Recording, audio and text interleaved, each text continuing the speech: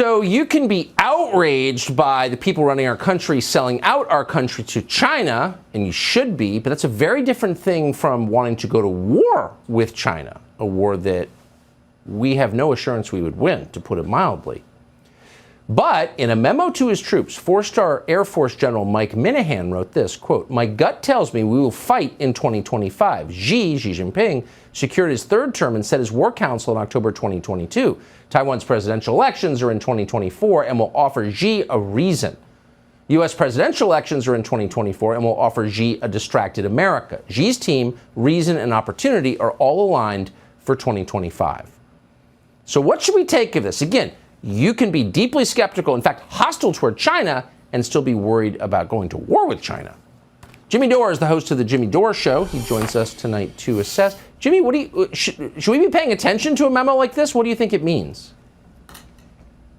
What I think it means is that the United States is trying to provoke and saber-rattle with another nuclear power, right? This is what we were supposed to be afraid of was going to happen with Donald Trump, right? We couldn't have, he's a crazy man who's going to have his finger on the nuclear button. And now we have Demented Joe, who is saber-rattling with two nuclear powers, and they get the corporate media sponsored by the military-industrial complex to get Americans to cheer it on. And why do Americans cheer it on? Because they have no idea what's actually happening with their foreign policy. And what's worse is they have no idea that they have no idea that they don't have any idea what's happening with their foreign policy. We have 400 military bases surrounding China since the Korean War. Do we really think that China is getting ready to invade the United States? Because I tell you, they're not. They make everything we use in the United States. Why? Because the same people who want this war are the same people who took the good jobs that are manufacturing jobs in America, turned them into low-paying, crappy jobs, and then shipped them to China, and then we get angry at them for the system that we set up. If they're so corrupt, because that's the thing, Americans have no idea how corrupt their government is. They think our government's just regular corrupt, like, oh, Trump gave his son a job, or Biden gave his kid a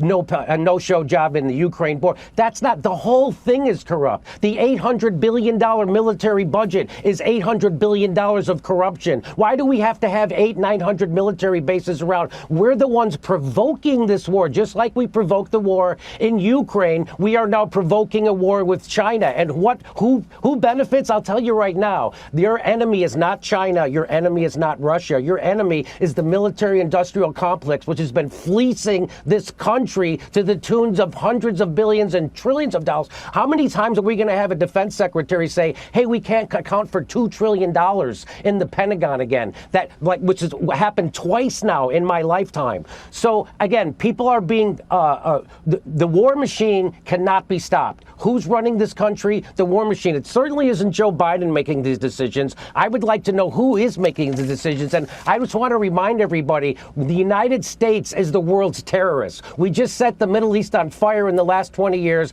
and now we're doing a proxy war in Ukraine, which we provoked, NATO provoked, and it was just admitted that we provoked it by the former Prime Minister of Germany. And now we're trying to saber-rattle with China, and they're predicting a war.